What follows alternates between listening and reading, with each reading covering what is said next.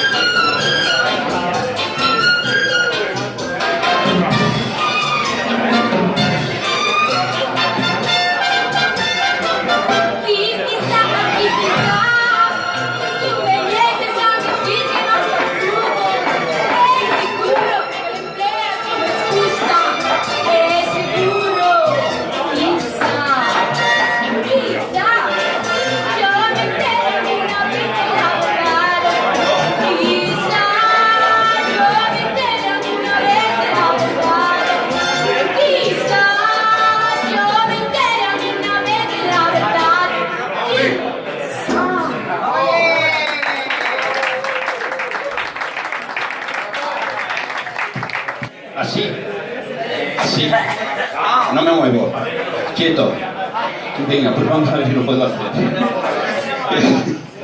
Este señor, este no, o el otro, que se va al médico, pero le dice: mire doctor, tengo un problema con mi mujer muy grande.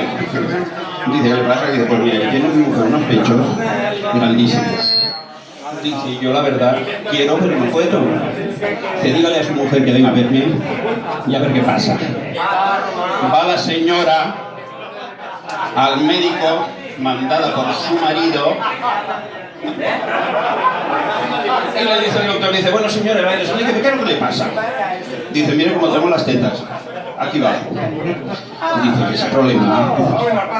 Mi marido es incansable, es meterme en la cama y meneo, y para arriba, y la otra para abajo, chupa, muerde, sube, baja. Dice: yo no lo puedo aguantar. Dice: le voy a dar un remedio. Cuando vuelve usted a acostarse con su marido, que será el día siguiente, se va a la tienda, se trae una buena cuña de queso de Roquefort, que es el más pestoso que hay, y verá usted que ya le va a ir, se levanta las tetas y se restrega todo el queso de Roquefort, bien pringado por las tetas, pero bien pringado.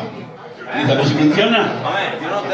Al día siguiente la mujer en el médico otra vez y le dice: ¿qué? ¿Ha funcionado o no ha funcionado? Dice: contentísima.